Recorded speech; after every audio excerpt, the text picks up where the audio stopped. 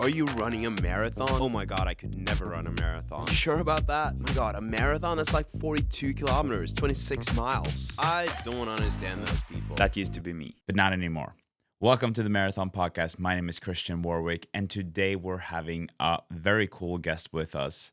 I am so happy and stoked that these professional runners are saying yes to join this podcast. It's a fairly new podcast, but people in the running community seem to be super generous and super nice about it. Today we're having none other than Johannes Motschmann on the podcast. This German runner has really improved a lot over the last years. He kind of found marathon running pretty late. He'll tell us more about this in the podcast. But I really enjoyed my conversation with Johannes, and I think that his approach to things is a little bit different than others. For instance, he's a vegan, so he's a vegan marathoner, and I was curious to hear how Johannes was dealing with all the nutrition when it comes to being a vegan and a marathon runner. I also found it interesting to hear how he is training, and he also moved from Germany to the US to pursue running. So, really hope that you will enjoy this conversation as much as I did, but I really had a lot of fun, and I want to thank Johannes for saying yes to joining the Marathon Podcast. Here's the episode, and have fun. Hello, Johannes. Hi, Christian. I guess you say Christian, right? As a Norwegian? Yeah. And Yes. you are Johannes, right? Not Johannes. Correct. Yeah. Very good. Yes. Thanks for having me on the podcast. I'm excited to be episode 10 on the Marathon Podcast. Thank you so much for coming on. It's an honor to have you here. We could have met 2 weeks ago because I also did the Boston. So we both were in Boston at the same time. You were just a little bit faster than me. Just a little bit. And honestly, on the day, I probably would have been useless. I probably wouldn't have been able to do a podcast right after. Maybe the day after.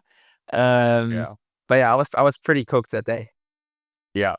Well, I don't want to pour salt in your wound or whatever how you say that in English. But so we're not going to talk too much about Boston because I know that you weren't maybe the most happy about that one. But just to establish to the listeners what kind of level you're at, because you are a very, very fast runner. Why don't you tell me a little bit about yourself, your running history, and also your personal bests? Yes, I can do that. And honestly, I'm still fine to talk about Boston. I think that's part of the journey. I think that's part of being a professional runner. You shouldn't hide that. It wasn't a great day. It was a very terrible day for me. But yeah, it's all part of the journey. And so yeah, I'm a marathon runner, half marathon runner. I have figured out the half marathon more than I have the marathon. But I'm still hoping for this one breakthrough performance in the marathon. So my best marathon was 2:10 about a year ago in London at the London Marathon, where I finished 9th. So it was probably my biggest accomplishment at the marathon, top 10 at a major. That was a good result, but I've had plenty where I maybe went out a bit too hard or just died a bit at the end, and I tend to maybe overdo things in the past where I do too many races and then end up being a bit cooked at the end of the season or it's a key race. But we can also get into that more later. And yeah, my half marathon PB is 61:03. That's from earlier this year, not too long ago in Houston, which I would consider one of my best races. Just missed the 61 barrier, but was very happy with 61:03. And I think that indicates more potential in the marathon, more potential than 2:10. I'm hoping that kind of puts me somewhere in the 2:07, 2:08 range in the future. But yeah, you have to prove it on race day. And my 10K on the road is 28:11, also from earlier this year in Valencia. So yeah, those are my PBs. I've been self-coached for most of my marathon career, which started during COVID. I went to college in the United States, where I was a steeplechaser mainly. I did the 3,000-meter steeplechase. So the listeners who don't know what that is, it's 3,000 meters, and you run over barriers, hurdles with one water jump every lap. And I started running very early, and I did my first like fun run when I was like probably like 7 or 8, together with my twin brother. And me and my twin brother ran together for most of high school. So yeah, basically I've been running almost all my life, and I'm glad I can call myself a professional runner now and to be on this journey. Cool. That's quite a difference though between the 3K and marathons, and Yes, also totally. with the hurdles. Totally. I've had this issue with since high school, basically, where I had a side stitch for longer races. I still haven't completely figured it out. I still suffer from a side stitch every now and then. It was worse when I was younger though, and I kind of realized in college I can run a race of about 5 to 10 minutes without it.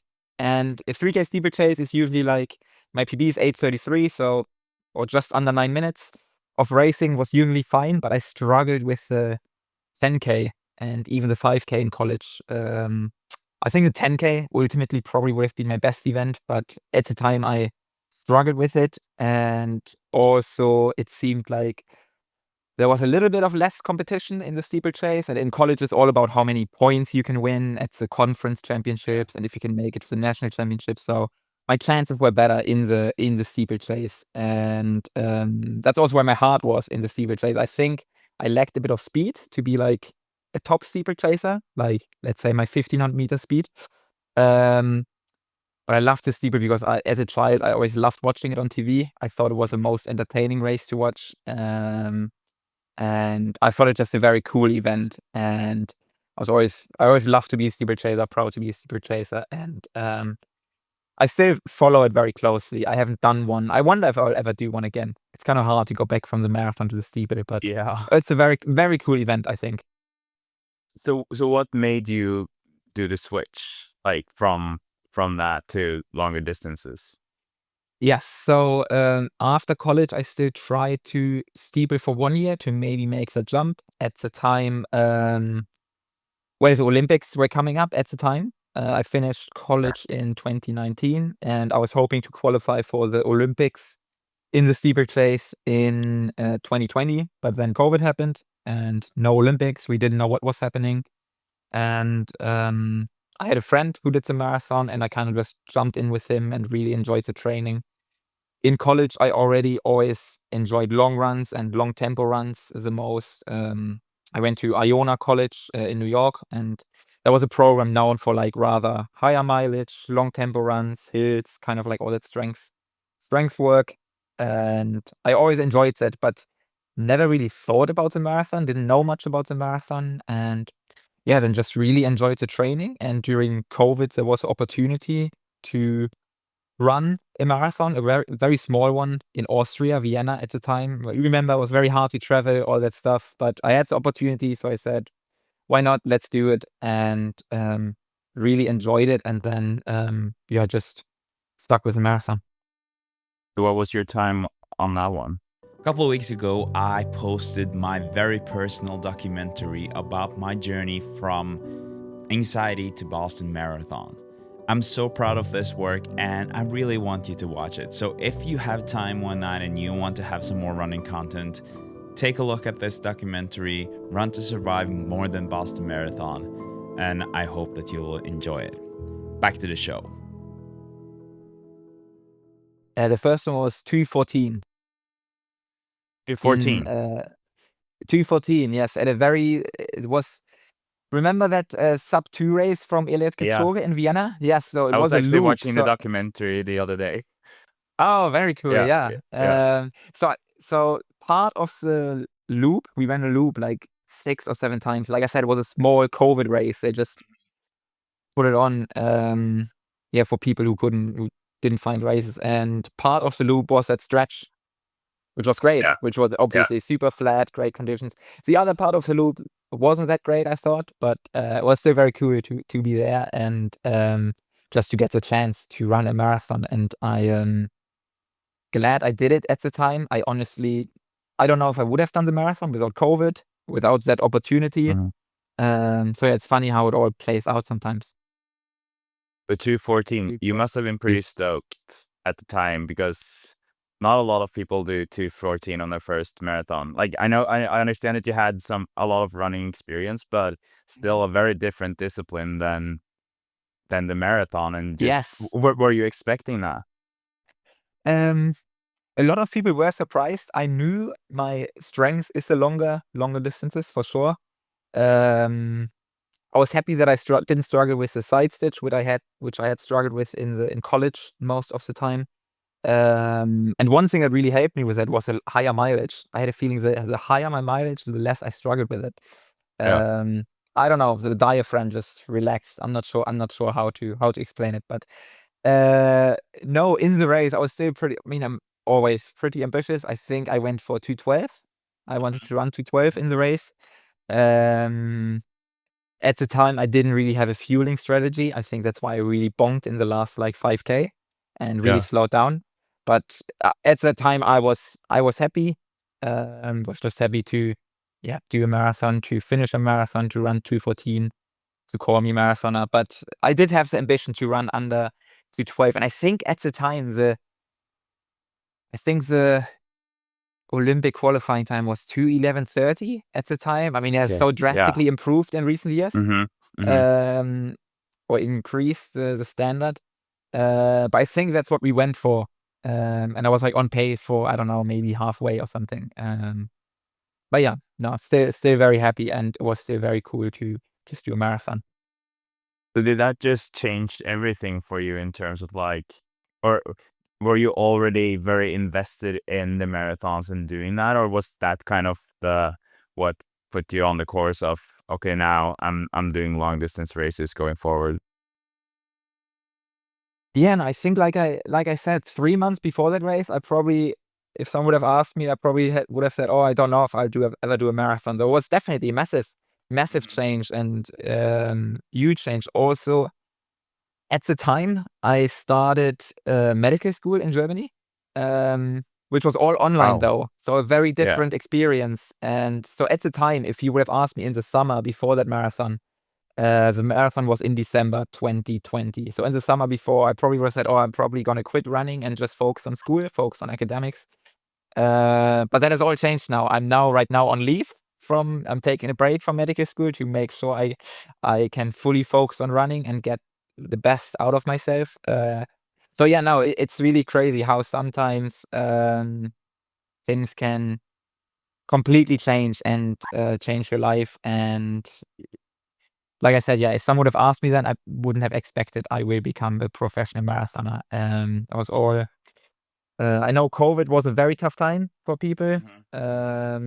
There were definitely a lot of, but for me personally, it opened up honestly a lot of opportunities, which is weird to say because obviously there were so many restrictions. But yeah, it opened up the opportunity for me to become a professional marathon runner.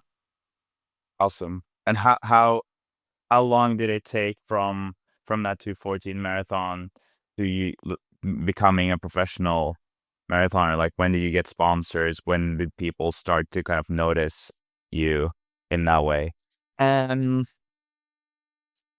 So I would say from the 2:14, there was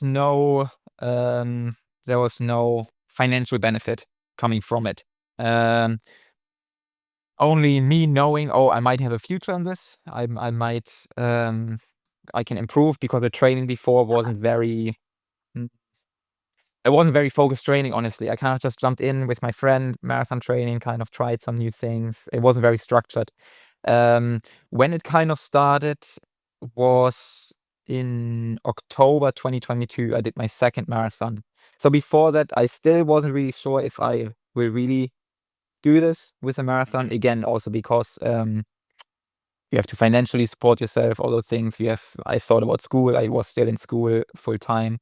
But then in October, I ran the Rotterdam Marathon, in the Netherlands. Mhm. Still a COVID race. It's usually a race that is held in the spring. They moved it to the fall because of COVID. And there I ran 2:12. And I think after that, I got my first like sponsorships and I qualified for the European champs. And that's kind of when I could call myself a professional marathon runner after that. Not so much after the 2:14, but the 2:12 opened up a few more doors. Can you say something about like that feeling of, when you get that interest from sponsors and you're all of a sudden a professional athlete? Because I think that like a lot of us, we can only dream of that moment, right? Like you get attention from brands. I know that today you're an Adidas sponsored athlete, and the Coros, like you have some of the biggest brands in the world as your sponsors. Can you say something about like the first time you got a sponsor? What did that feel like? Um, I think that's very depending on the individual. Hmm. So I always absolutely loved running, and I love to have the time for running, to get opportunities, but I never really expected to have like big sponsorships or something. And I was almost, for example, I remember the first like photo shoot, when you do Mm-hmm. something for Mm-hmm. Adidas or like, honestly, I will be honest, I was pretty uncomfortable. I was like, wow, Okay. this is new. I'm not like, this is new to me. I'm not used to this. And but you grow into it. And there wasn't like this one moment. It was more of a process. There wasn't this one moment where I can call myself a professional athlete, because I will say the first, let's say, contract wasn't enough to completely support your. No. You live like a student, yeah. You live like a Mm-hmm. very basic life, yes. But I could cover it was honestly, it was pretty cool that I could say, hey, just through running, I can cover my rent and groceries. That was very cool to me, and with something that I want to do anyway, and that I can do that. But I never went into it thinking, oh, I want to make money from this. Um, I though think that's healthy. obviously, I think that's yes, yes. I Though it's think a that is a good thing, because otherwise it's really easy. I think that you like the sport turns into just a job, and then it yes. will probably be harder to motivate yourself to put in all the work, I guess. Yes, I think at the time it was healthy, and now it is my job. Now I can Mhm. say, financially, I definitely make more than then, and it's not the main motivation, of course, but it's certainly also motivation once becomes a job, and you're a bit more. Maybe you hold yourself a little bit more responsible for doing all the small things, and Yeah. um, yeah, you're focused and you do all the training. Um, But yeah, it was a process. There was never that one day where I was like celebrating, wow, I made it. Um, I feel like it's maybe something I will do after the running career, where I can hopefully look back on it being proud. But right now it's more of a process. Yes, it's like an Yeah. ongoing process. Yeah. But do you feel so like m- obviously now, like you're saying, it's your job, so you kind of maybe feel like you have to do the small things better. You have to be better at all the things that like go into your running. Do you feel like in if you look on the flip side of that, that the pressure that comes with having sponsors and people kind of relying or not necessarily relying, but trusting that you will perform with their brand on you, like does that pressure affect you in terms of performances in any way?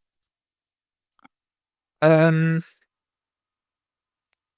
yeah, I definitely have to deal with pressure. There's definitely more pressure. There's many more eyes looking on you, especially at, let's say, the Berlin Marathon, like my local home marathon. Obviously, massive event, one of the biggest marathons in the world. And it's definitely something I had to learn to deal with, or still have to learn. But I'm also trying to embrace it, because I know it's a massive privilege to be able to do that. And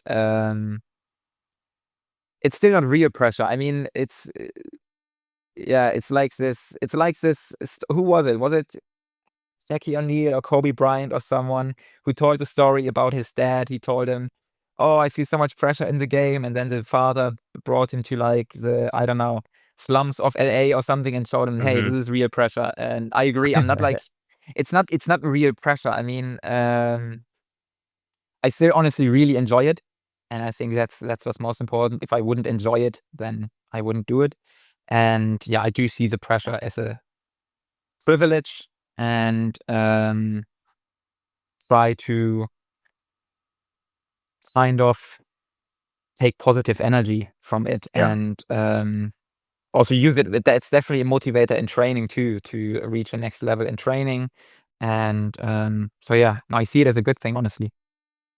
Yeah, are you the kind of athlete that likes the pressures? So like if you look away from the sponsors, but more like now you are at the level where you are running in the elite, like you're part of the elite at the major marathons.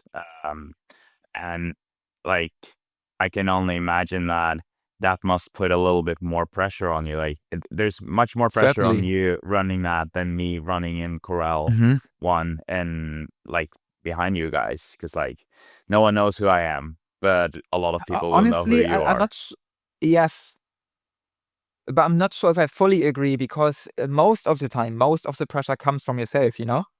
Yeah. And you probably put a lot of pressure on yourself too, because you put in a lot of training hours, or everyone who runs a marathon puts in a lot of training hours, and they want the reward for those training hours. And I think it's completely normal that a bit of doubt creeps into your mind, whatever, just before the start or in the first 10K of the marathon, where you think, wow, I thought this would feel a bit easier, and I hope I'm not going to bonk or anything like that. So I think that's where we all relate, whether you, yeah, want to break 3 hours, whether you are the best Kenyan who wants to break 2 hours. We probably all feel that pressure that comes from ourselves. And usually, yeah, I think in my experience, I am my worst critic, and I probably put the most pressure on myself, I would say. Hey, if you're listening to this podcast, please give it a review. I would really appreciate that, and it would really help me to build this podcast to something that is much bigger than what it is right now. So, thanks for listening, and let's get back to the show. Yeah. Yeah, that makes sense. But then you have like obviously you have goals going forward. You were talking Yeah. about the 61-minute barrier on the half marathon. You're now at 2:10, right? At the on the Mhm. half or the full marathon. So I assume that like first you obviously want to go sub 2:10, but what are your goals long term for your half marathon and marathon? Those goals have also kind of drastically changed in recent years, just because the whole world is getting so much faster, you know, whether it's through shoes or nutrition, new technologies. Um, I mean, ultimately, I just want to feel like I got everything out of myself. Um, and I feel like at the half, I'm way closer to that than in the marathon. I still think I can definitely improve in the half marathon. Um, and honestly, I could see myself being, once I hit sub 60, sub 61, could see myself being not content, because you're never content as a professional athlete, but that I shift the focus towards other goals, because sub 60 is definitely another league that is, yeah, maybe I dream of that one day, but yeah, I'm so close to the sub 61. In the marathon, though, I feel like I have really not nailed one yet, and I have really um, done some stupid mistakes in the past, done some things that were avoidable, or I got sick just before races. So even though I don't even know, I think I've run like maybe 8 marathons. I actually haven't counted. I don't know. But yeah, I still think there is this. I need this one marathon where I'm breaking through, and I still very much believe in that, and that's what I'm training for. And so yeah, just so I feel like I got everything out of myself. If you ask me right now in terms of time, sub 207 would be one of those goals at the end of the career, but I don't know how that's going to change in a couple of years. But yeah, if you put it in terms of time, um, that would be that. But I also think sometimes there's a bit too much focus on time in a marathon. It's so hard I to agree. compare across different Yeah. courses. Let's say Rory's 2:07 in Boston. That was a huge Mhm. run, and Yeah. it's honestly worth more than a 2:07 in Chicago or Berlin on very flat courses. So yes, I think it's important to always keep everything in mind, not just the time on paper. I think you're right. I totally agree with that. I think that's a very good way of looking at it, and like especially when you're an elite athlete. Like for me now, running marathons for fun, I think that is great to have times to compare because then I can Mhm. feel like I'm winning a little bit every time, right? But like Yeah. it's much easier to improve when you're not at the level that you are at because it's like I think that to a lot of people, it might sound like, oh, you did 2:14 on your first marathon and now you have 2:10. Like that's only four Yes. minutes, right? But Yeah. 4 minutes when you get to those times, that is a lot. It's Mhm. much more than like the difference between 3:04 and 2:59. So I think that for you as an elite athlete, then I guess it would be much bigger if you could ever win Boston than if you never ran like a sub 2:07, but you won the Boston. That would probably be a Oh, bigger totally. Yeah. victory Yeah, for you, yes. right? Yeah. Definitely, definitely. Um, yeah, because records or times can be broken, but you can never take away a win. I think that's Exactly. important to remember, or a good place. So that's why I was so happy with top 10 in London. And even though at the time I thought, yeah, I would have liked to stay under 210, but yeah, the top 10 finish definitely outweighed that. And to get back to the question you had about the pressure, I think that's also one of the reasons. It's more the competition, and that there is so much focus on time, which of course, yeah, the brands put out, let's say, in your contract as a bonus for a certain time. So and those times seem to get faster and faster. So in many marathons, I've gone out in like 63 point for the first half because I want to run. I feel like I must run 2:07 or something like that. And then I really faded and ran, I don't know, maybe 2:11, 2:12. But if I wouldn't have had that pressure, I maybe would have said, "Hey, let's go out in 64:59, just to stay under Yeah. 210." And I think Yeah. I probably would have stayed under 210 and run 2:09. But Mhm. I still like to go for those bigger goals and then rather fall short. But yeah, I'm able to say I went for it and I tried, instead of settling for less. Yeah.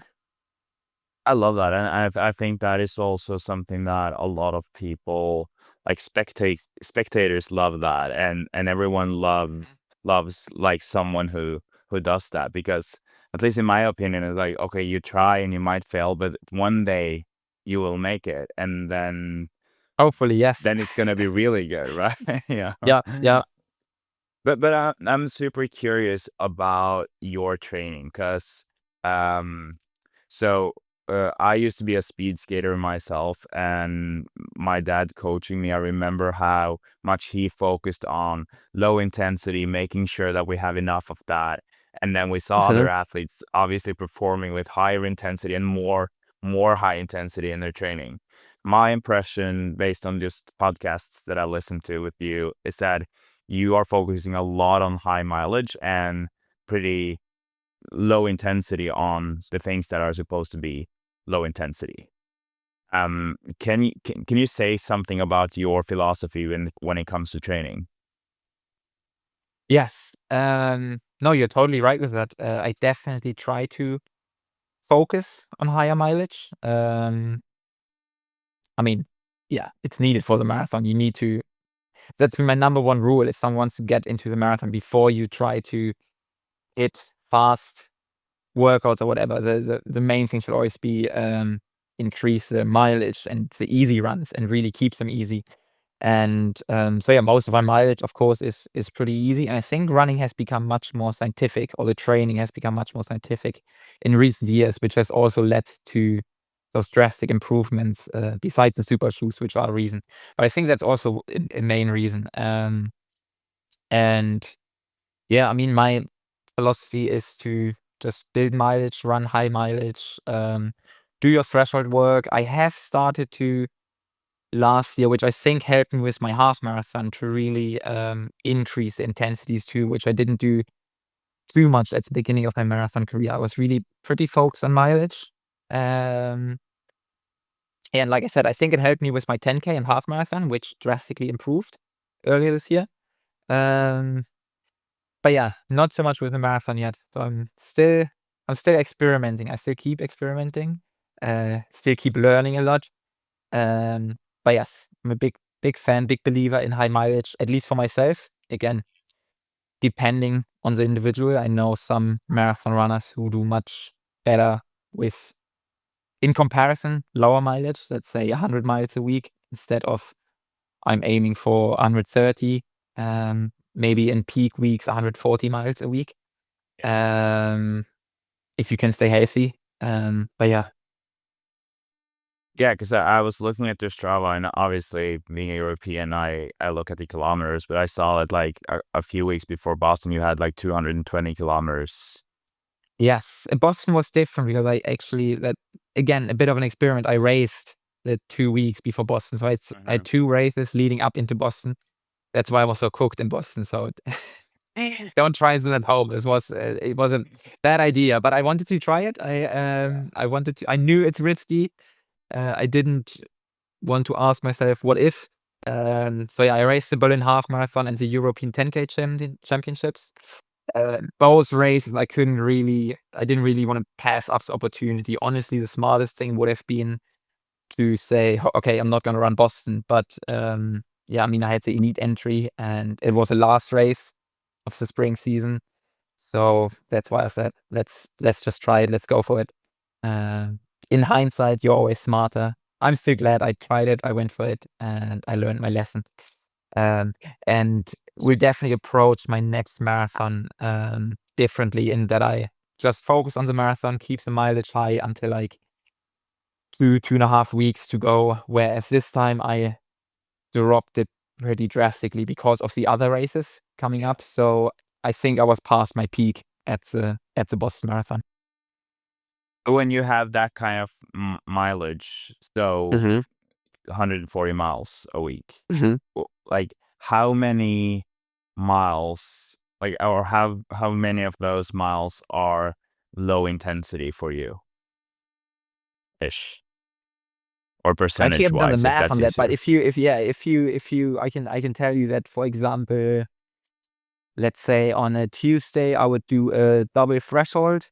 Then that's usually maybe 16 to 20K, so 10 to 12 miles of higher intensity. And then there's a second workout. It's just a single workout. That's maybe again 15K of higher intensity. So we had 35, and then maybe a long run session with another 20K of high quality. So that's 55K. So yeah, it's only like 25% of high. The rest is like basically just running based on feel. Sometimes there are some steady runs which are kind of in between, like slower than lactate threshold, but it's also not easy. Which maybe I do 20 to 30K a week of. So then we're at 85. But yeah, so if I do 220K or 200K, there's still 120 kilometers of easy running. And that's the foundation. I think I have noticed that in training too. That's really what helps me the most, or what's works the best for me. And I think that's also the general consensus. You should Yeah. keep the And easy then days easy. I think that's important. Yeah. even the, like, because I think that, I don't know if you agree with me, but especially if you look at younger runners or recreational runners, like, people tend to, when they hear the high intensity trainings or workouts, they think that it's like all out puking, being so tired that you can barely walk. And by the sounds of it, like when you're saying high intensity, it's still threshold, so it's your you're not kind of like going all out. It's just Yes, I just meant yeah, the days that are not easy. Oh yeah, the threshold is those are controlled efforts. yeah, yeah. For sure. It's not like you're running easy, but yeah, you certainly shouldn't. Then it's not a threshold workout. If you leave the workout puking, then you No, certainly didn't hit exactly. threshold.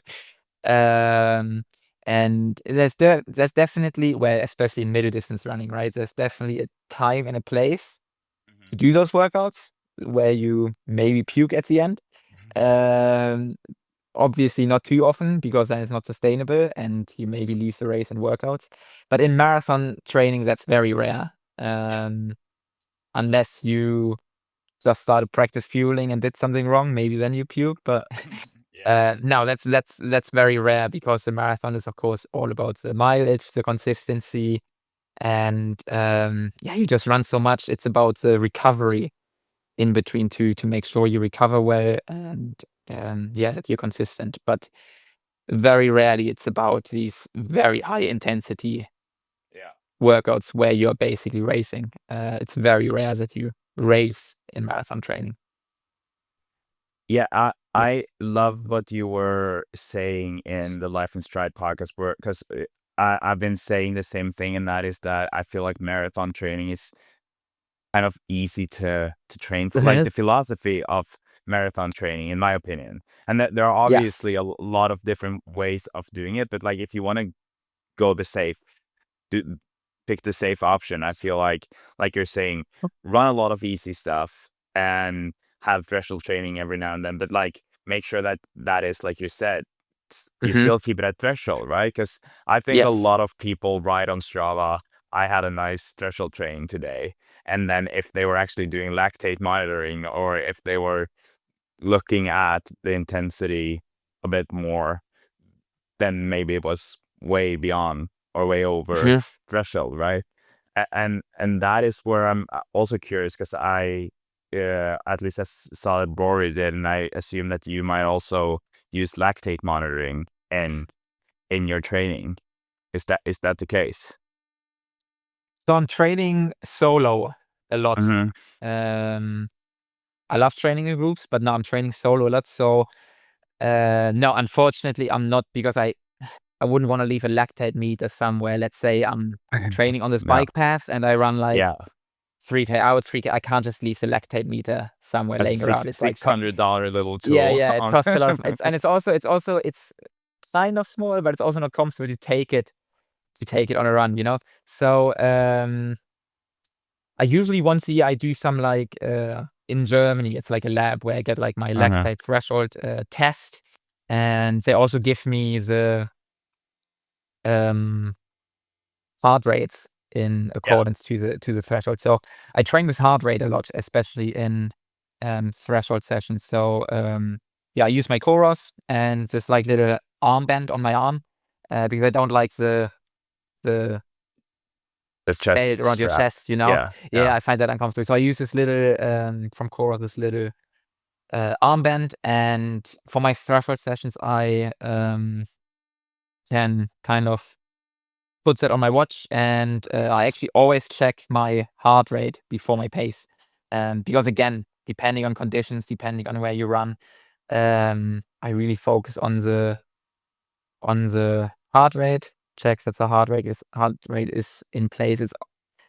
I mean, the lactate monitoring will always be the most accurate, Mm-hmm. because there are again a few different factors that can influence the heart rate. But I would say heart rate is the second most accurate thing that you can use, and again, much more convenient than um, just leaving your lactate monitor out somewhere on a bike path and Yeah. risk of getting it stolen. So I train a lot with heart rate, with the threshold, and yeah, that's been working for me and helping me. But of course, if you have a coach or if you have someone who can hold on to your lactate monitor and do that for you, yeah, that would be ideal. But that does bring me to the next question, because you did mention Koros, and that's like one tool that I've been super curious about over the last year at least, because I'm now wearing it, like using my Garmin, but I've been like I think every time I'm in a sports store, or every time I'm online, I'm like, do I want to go for the Koros? And so, like, Hmm. I know that you are sponsored by Coros and you're using Coros in your daily training. What would you say that are the biggest benefits for you with Coros, the strap and the watch? There are two things that I love doing in life, and that is running and making content. And for my content to be better, I need to write music. I've partnered up with Musicbed, and because of that, you can get a free trial of Musicbed by hitting the link down below or in the show notes. Get Musicbed today and make better videos. Back to the show. Yes. At the time when I started working with Coros, or when I bought my own first Coros, the main reasons were honestly the battery life and how light it is. I mean, us runners, we always love whether it's a super shoes or singlet or watches. We always love it when it's super light and there's no extra weight for races and training. So those were the main factors, because the Coros Pace 3, I think, is the lightest watch that you can get. It's you can barely feel it for a GPS watch. I mean, I remember the first GPS watches coming out. They were like small computers on your arm. Yeah. So was that. And then, really the arm strap, that was super convenient and helpful. And I really like the Coros app too. I mean, that's where I track my training. That's basically my training diary. Back in high school, I actually used like a little book where I wrote all my training in. Yeah, This I is now did much too, more actually. convenient. Yeah, Yeah. this is much more convenient. I think the app is really intuitive. And in my experience, the GPS is extremely accurate. There are a few different GPS settings. I set it to dual frequency, which is like the most accurate one. So even in races like the London Marathon, where there are skyscrapers, and oftentimes I haven't run Chicago, but for example, I've heard in Chicago there are always a couple kilometers that are very off, because the Yeah. GPS is off. But in my experience, it works really well with Coros. I run a lot in New York City, or I have run a lot in New York City, and it works really well. So yeah, for me, it's been working super well. It's my daily training partner. I upload workouts on my watch, which is also helpful when you don't have a training partner. The watch kind of tells you, no, you keep going, and it kind of like does this beeping, like when I like beeps 5 seconds before I have to start the next rep. That's kind of like a little nice mental help. And I also use it for sleeping, just to track the hours I slept, the HRV. So yeah, it's really helpful in training and the planning of training, and just looking back on the training I've done and the recovery. And Coros Pro versus Coros Pace 3. What are the differences? The Pay 3 is lighter, and I use the Pay 3 for racing. The Pro has a bit of a nicer display, a few more functions, I think better battery life, and also I think it just looks really nice and clean, and yeah, the screen is really nice. So kind of the Pro is more like my everyday watch, and the Pay 3 is my watch for hard workouts and races. Cool. So how does the partnership work? I don't want you to go into details of like your contract or anything, but more like, is your kind of job to just wear it and use it, or do you have like affiliated links or something that on your social media where people can get discounts, or how does that work for you? Yeah, I think the main thing is really just wearing it, representing it at big races, and then of course also posting about it. I mean, I use Strava a lot. Strava is like my favorite social media, probably like most runners. Yeah. And there you can see use it, but I think more interesting for them is Instagram. Where I post about it, and you oftentimes see those graphics, right? Whatever, where you see the course map and you see the heart rate, and you talk about you can see the graphs of your training load, how your training has been, and then the race. And it's a good thing to look back on, to kind of think about the training you've done, maybe what you want to change in the future. But yes, also affiliate links. I think you get a free like armband, just a band or something like that. with the watch. But yeah, mostly posting on Instagram, kind of just spreading the word and representing the brand at the big races. But I think what was really cool about it, and the reason why it's so easy to believe that the product is actually good, is kind of like, back to what you said before, like earlier in the podcast here, that you were talking about how you are all about running fast and performing yourself, right? Like Yeah, it doesn't, if it kind of takes anything away from your training, your performances, you obviously wouldn't have worn it or used it. Like same with Adidas, I totally. guess. Like Mhm. if your shoes gave you injuries or you felt like you were slow, you wouldn't represent that brand. And that's why I think it's so, and maybe more with running than any other sport. Like it's so easy to believe the athletes, because you see what they're doing, you see how they're performing. And like what you're saying now, if the watch was freezing on every workout, you would not Yes, use it, totally. right? I think the best indicator is whether it's authentic and stuff like that is if you've used it before. So for Mhm. example, I've ran an Adidas before I got sponsored by Adidas, Yeah, and I've exactly. worn Coros before I got sponsored by. I think that's always the best indicator. Yeah. Cool. I also have a question. I bought Mhm. these today. Oh, The nice. Let's the go. Yes. Boston 13. And I'm curious about your shoe rotation during the like a week with Adidas shoes. So I haven't really had a lot of Adidas shoes prior to Mhm. these, but I also bought the Evo SL Mhm. now, and Good so pick. yeah. What are your favorite shoes to use during a week? It just recently changed to the Evo SL, honestly. I mean, that's a Okay. relatively new shoe. Mm-hmm. Um, but yeah, I think that's my favorite. I think it looks really good, which is always important too. But no, Yeah. I think it feels really good. It's kind of like the Boston, where you say, let's say you're backpacking, you go somewhere, but you still want to run and do your training.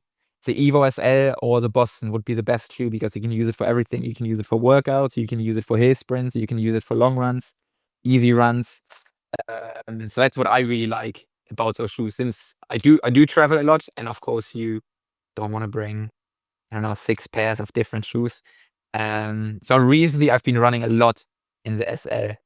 Um, so that's currently my favorite daily shoe. But I Mm-hmm. also run in the Boston, yeah, like you said, for my long runs, the Supernova Rise for my very easy runs, and then of course, Adios Pro 4, like the super shoe for all my workouts.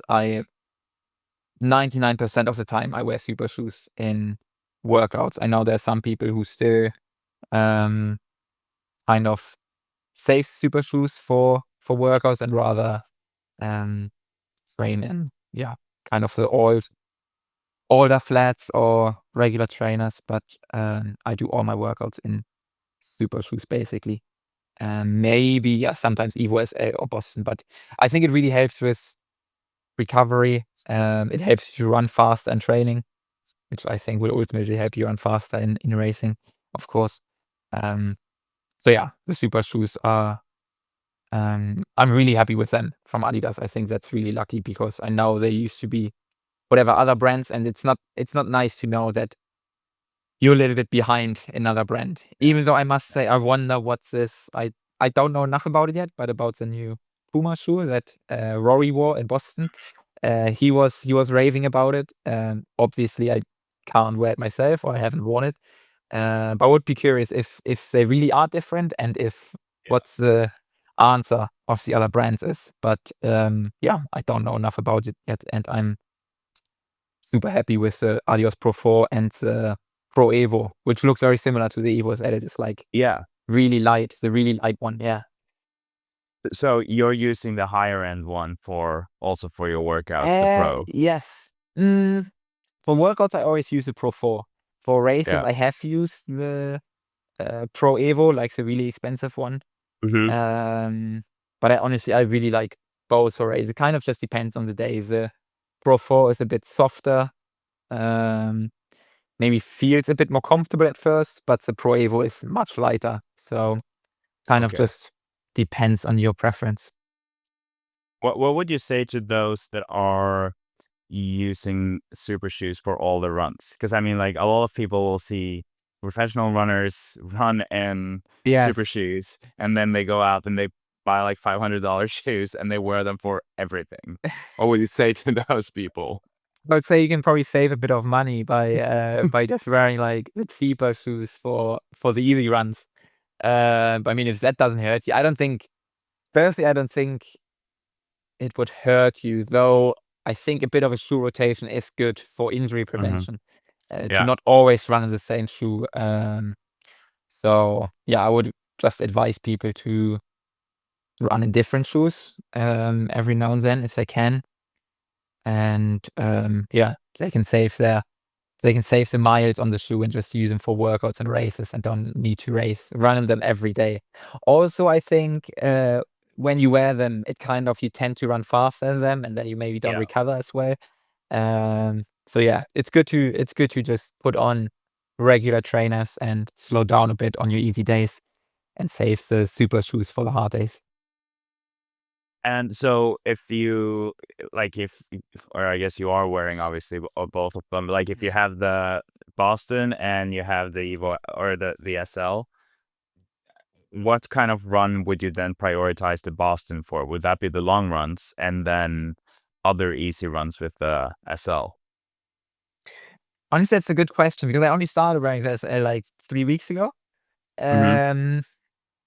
So the Boston still has those rods, those carbon rods, like it's kind of like a mix between super shoe and trainers. The Evo SL doesn't have those, but it still has it feels faster.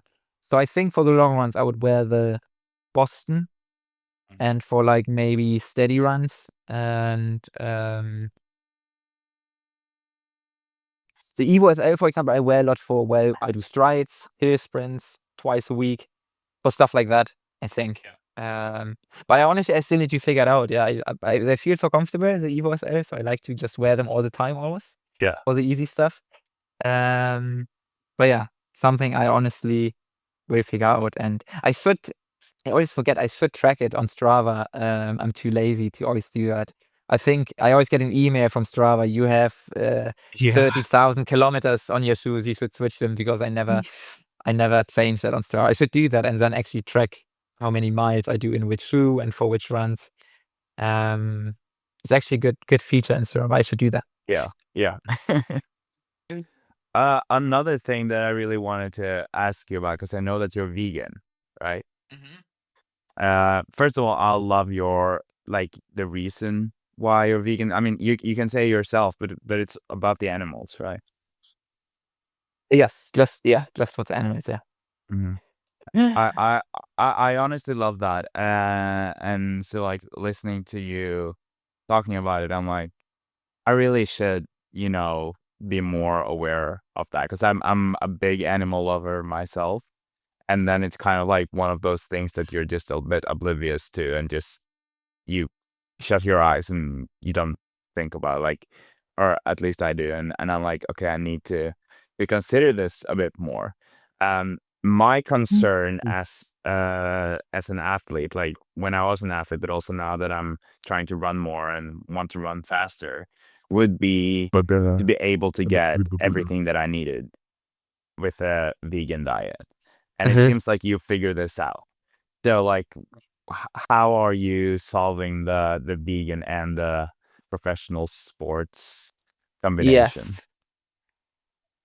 I do think it's always a bit of a disappointing answer to people because I don't think too much about it. I think the key in general in marathon training, or any endurance sport, is to eat enough. I think that's also the best form of injury prevention, the carb intake, and to just get in enough calories, especially right after training sessions, during this open window effect, to always fuel. I think fueling is so important. But I will say I don't have a specific nutrition plan. I don't count how much protein I'm getting. I don't count any other values, anything like that. I really just honestly just eat as much as I can, especially in marathon prep, because I know that's really important. And I think as long as you eat enough and as long as you kind of eat, how do I say that, in like variation, not just always the same meal, you will get in enough protein. I think it is a bit of a myth, the protein deficiency. I think you can only have that if you, if you don't eat enough, or if you eat like, just the same thing every day without any protein. But there's so many protein options in the vegan diet, or in the plant-based diet. Whether it's tofu, beans, lentils. I mean, there's also protein in you wouldn't think, but in like pasta, potatoes. So yeah, I don't think much about it. I just think about eating enough and fueling the body, so I'm ready for the next session, and so I recover well from the last session. And I just avoid the animal products, because I love animals and don't want them to be exploited. And that's the only reason. I think it's really cool. What about gels and stuff? Are most gels without? Because I know that with what's it called, gelatin, that there's Yes. usually some. Are most gels without that, or Yeah, are yeah. yeah? Where the ones I used to use Morton. Everything is vegan in Morton, and now I am using Power Bar. They're a bit tastier. That's why I prefer it. I like having like a nice tasting gel at kilometer 30 or whatever. But yes, the gels, the fuel drinks, they're all vegan. I mean, it's basically just sugar, right? I think it's also for, let's say, I mean, especially in the running world, I feel like most people are pretty aware, pretty intelligent. But I think sometimes people forget how much stuff actually is just vegan without necessarily the label or this. So there are lots of options. But I totally get you. It can be challenging. It can be a bit of like societal pressures, or maybe in your family. It's a it can be a big step. And I was very happy that I was able to make that step with my siblings together. It makes it easier to do it with people. Just like any challenge, it's always easier to work with people, to do it with other people, hold yourself accountable. And I personally have not struggled with whether it's any deficiencies or anything, or injuries. I think I'm fairly resistant when it comes to that. I rather actually think it's a strength, Yeah, the plant-based I'm gonna. diet, that it might help. I don't know. Mhm. I'm not going to just say it, because No, I don't know, because but I don't want to just. But I personally have been injured very few times since I turned vegan, and since I'm a marathoner. I mean, there has been the occasional injury, but obviously there's always a high injury risk with running, with all the pavement pounding. Um, I think maybe that's one of the reasons why I think, like I said, the fueling is important, and maybe that it's all vegan. Maybe that's helping. I'm not sure. no, but that was actually another question that I had, because you obviously you don't have to talk about it as if you're a scientist or that there's proof of it. But I was just curious if you noticed some changes in your body in terms of like the energy or the injury situation after turning vegan. Because like I would assume that maybe with vegan, at least a lot of it would be less processed, and you Yes. might be healthier in a way. And today, with all the products that we're eating or drinking, I sometimes I'm like eating something or drinking something, and I'm like, this is definitely not helping me with my recovery. Like Yeah. I can feel it, that this is not, my body doesn't like this. And so, Yes.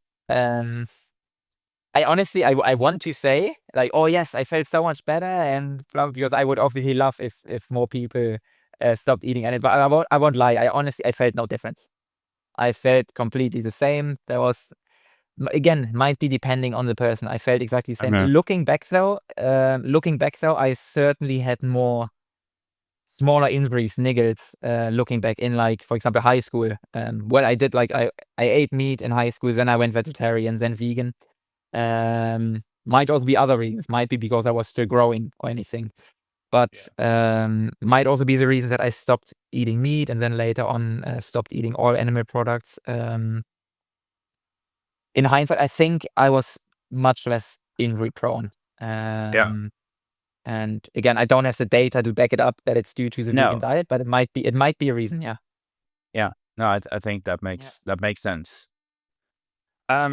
So I'm obviously still a little bit curious about Boston. And I know that you were not happy with your race there, but after that race and not like doing as well as you wanted to, like you still did a Mhm. fast time. Was it 2:22?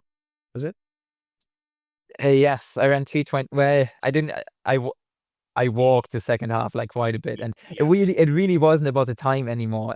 Honestly, whether No. it was So 2:20, 2:30. it was more just for the people listening here, because I mean, in your world, it's not a good time, but to a lot of people, it's like you walked and you still did a 2:22. So it just says something about your your base level. But I'm just curious if you feel like you want that revenge. Is that like, are you coming back to Boston next year or another year and want to kind of do a Rory, I guess, because he also had the same experience and Yes, then yes, he placing did. sixth.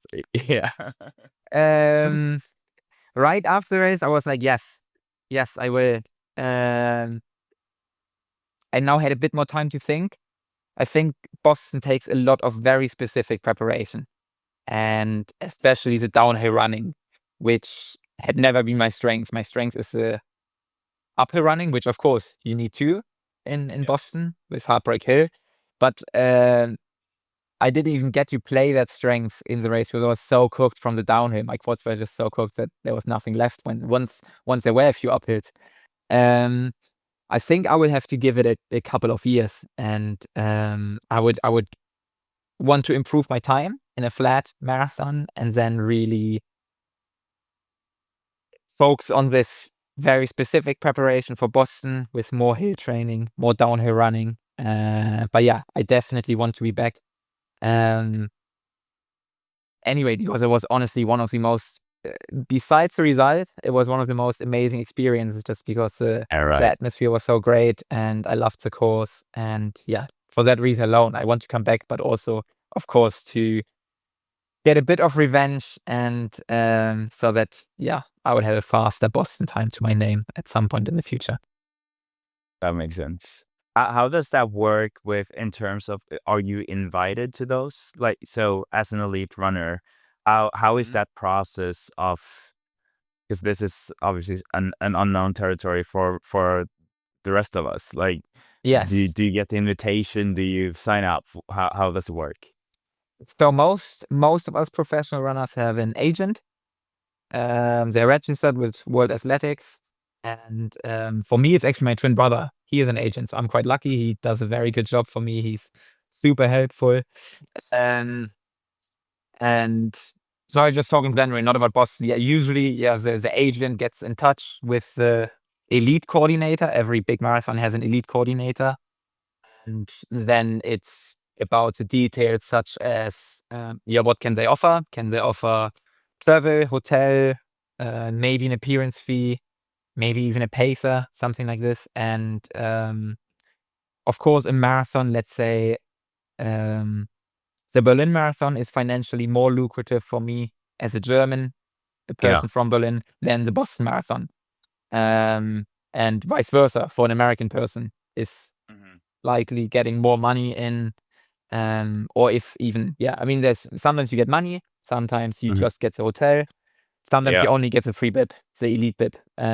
Very much depends on the race and obviously how good you are, but also where you're from. I think I don't know if everyone would know that, but yeah, it's very much also depends on where you're from, Yeah. which is quite interesting.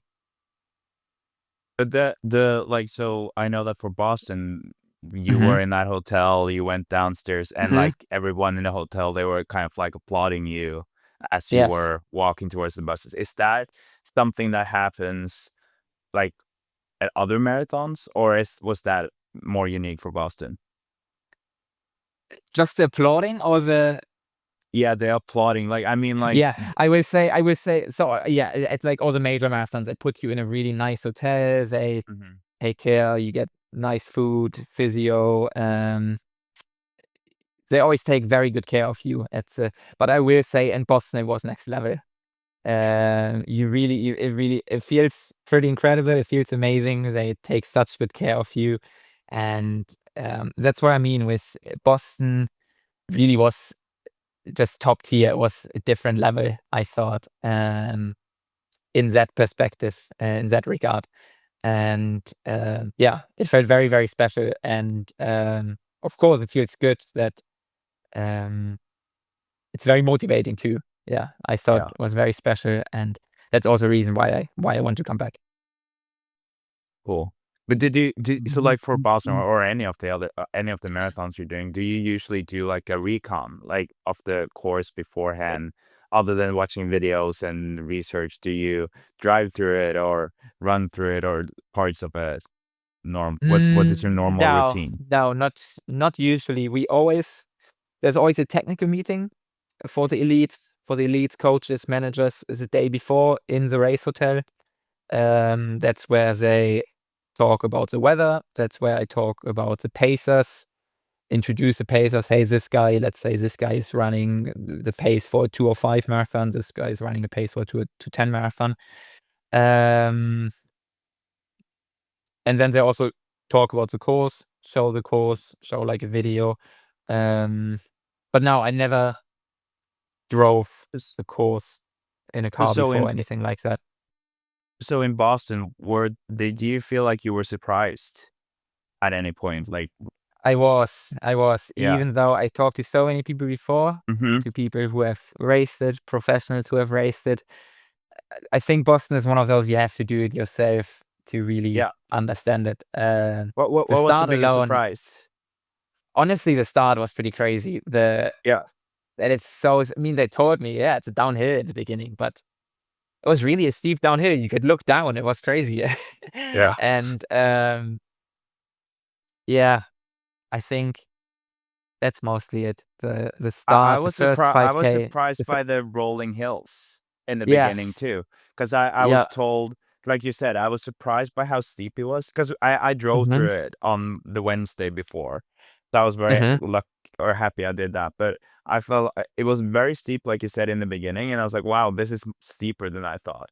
But then the rolling Yeah. hills, because I thought that the first 5 miles would be like just a steady downhill almost. Yeah. But Yeah. I was surprised by how much there were some hills, like uphill Yeah, I was running too. too. I was too. Yeah. Um, it's a very tough course. I mean, people said before it can be far. I guess it can be with a tailwind too. But that's why I'm so impressed by Rory's time, by Rory's 2:07. And he told me before it can be a fast course, and I can see if you do really well on the downhill, yes, if that doesn't beat up your quads too much. Yeah. Because technically it is net downhill, you have more Yeah. downhill Yeah. than Yeah. uphill. So on paper it sounds like it should be fast, but yeah, if your quads just get so beat up that you almost prefer flat running than downhill running, then yeah, then it's going to be tough. Do you know why? Because I was looking at this athletic, like ranking kind of thing on you, and for Boston it said illegal behind your time. Yes, Why yes. is that? Um, because it's a point-to-point course and it is there's too much downhill. There's too much net downhill. So if So, you wanted okay. to run the world records, or let's say you want to run a time to qualify Mhm. for the world champs or Olympics, it doesn't count in So it Boston because doesn't count. Okay. Yeah. technically, even though it's a tough course, there's too Hmm. much downhill. Yeah. Yeah. Okay, that makes sense. Okay, so I have two more questions for you before we end the podcast, and that's gonna be more of like, I guess I'm gonna represent the average runner here, because I am also on this mission or journey that I kind of like you self-coached, and my goal is to do a 225 marathon at some point. Mhm. So I've done 2 marathons. I did one with 4 months of training. That's the one I qualified for Boston with. So I did a 252, 4 months of training. And then before at Boston, I did 253, and I averaged 47 kilometers per week the last 3 months because I was struggling so much with injuries. Mhm. Um, and so now my main job is to get the mileage up, but I'm still gonna like my goal a couple of years into the future, maybe more, to 225. What would you recommend for me, or like other people who are just running for fun, to just improve as runners? We're obviously not able to get to the mileage that you're at. Like 220 kilometers will probably never be realistic for me. But what would be your advice? Big question. Yes. Yeah. Just like I've talked about, yeah, increase the mileage consistently, not too abruptly, and don't make your jumps shouldn't be too high. Maybe in the beginning you add cross training like cycling, swimming, but yeah, try to steadily increase the mileage. Yeah, keep the And runs easy what is and steadily increasing? Like how much? So I guess like if I have 2 weeks at say 70 kilometers per week, when can I up that to 80 or to 90? Like over how long of period of a time would you say that you can add I like think five to again, ten kilometers? very individual, very much based on how you're feeling, how well you're recovering. And that would be my thing. Also, the recovery is really important. That you eat enough, that you fuel enough, especially right after workouts, before workouts, but also right after. I think that's key in staying injury free. Obviously, other things like sleep, hydration. Um, I know it's different for someone who isn't a professional when they have to work, when they have families. Um, I also coach a few athletes, and for example, they're very ambitious, but sometimes it makes more sense to, let's say, get in an extra hour of sleep instead of an Mm-hmm. extra run. Yeah. Um, I know it is very challenging for a lot of ambitious recreational runners, and that's when you run into injuries. You get maybe too ambitious, but you still have your family life, your work life, and then it cuts into your sleep or your recovery. And then So I think, I don't know, set up your life so you get enough sleep, but still have enough time for training. I know that means a lot of sacrifice, probably socially, which can be tough. Ideally, your friends run, you can meet yeah. with friends, and that can be your social time. That is honestly the ideal setup. That is your safe social time, but yeah, you also need a very understanding partner, I think. My So fiance loves to go to bed at 9:30, so that's where I'm very lucky. She wants us to that's go to great. bed Yeah, early. nice. That's ideal, Yeah. honestly. So yeah, figure those things out, like the recovery, and then increase the mileage by maybe just 10. Like the classic rule is 10% per week, right? No more. Yeah. Don't go from 70 to 110 kilometers or something like that. Yeah. So increase that, see how you feel, stay injury free, run consistent, um, run the easy miles easy, and do your threshold training at through threshold, which I guess, I mean, for most, I would say, ambitious recreational runners, that's usually kind of like your 10-mile best. I mean, for professional runners, it's closer to like half marathon pace. That's a good indicator. I mean, if you're very ambitious, you get it tested in a lab at like a, yeah, sports science center. You can do that. And it takes a bit of that. You put your ego aside in workouts if you do true threshold training, because it's easy to just always push it. But yeah, you have to put your ego aside a little bit and really just focus on that threshold training. And yeah, I really think the main key is just consistency and staying injury free, and really think long term. That's important. Don't expect too good of a result too soon and don't get too discouraged. I think that's really important. Be patient, consistent, and you usually will be rewarded for the work you put in, even if Yeah. it takes quite a while. How much do you sleep every night? I think that's something I have technically all the time, but I wish I was a bit better of a sleeper. I average like 8 hours, It's which is pretty not. But good. even during like, um, I guess if I run 220, 200 to 220 kilometers a week, ideally, I wish I would like sleep longer, 10 hours, just to recover better. But again, also very individual. Um, Yeah.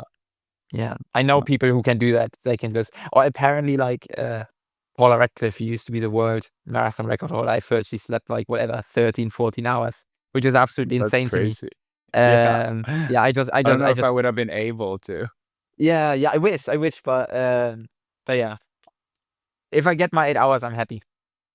Yeah. Okay. Well, this is really interesting and fun. I love getting to know you better. It's a always find it fascinating when you like I've been following you on Instagram and like I have so much respect for you and just seeing how Thank you. humble you are and yeah, it's been really nice and I really appreciate you obviously taking the time and you sharing all these things. I think that it will be useful. Will definitely be useful for me, but I think it will be useful for a lot of people to like hear and learn some of these things from someone like you. Thank you so much for the kind words, and I'm very glad if someone can take something away from this. And good luck with the podcast. Still stoked to be one of the first guests on the podcast. I'm excited for the future of it. And yeah, thank you for having me on. Thank you so much. I really enjoyed this conversation. I learned a lot, and I find it so cool that Johannes shares these things with us, that he's sharing some of his training tips and also just shares the things that he's learned on his way to becoming a better runner, but also how he's vulnerable and he's kind of like, telling us these things about failures and not being afraid of talking about them, and instead of hiding it, he's open about it, and I just really appreciate that. That was episode 10 of the Marathon Podcast. I really hope you liked this episode. If you liked it, please give it a review. It would really help me to grow this podcast, and that would be a lot of fun. And if we grow this podcast more, we can have more guests like Johannes on. Thanks for listening, and I'll talk to you in the next one. You listen to the Marathon Podcast, brought to you by Wild Studio.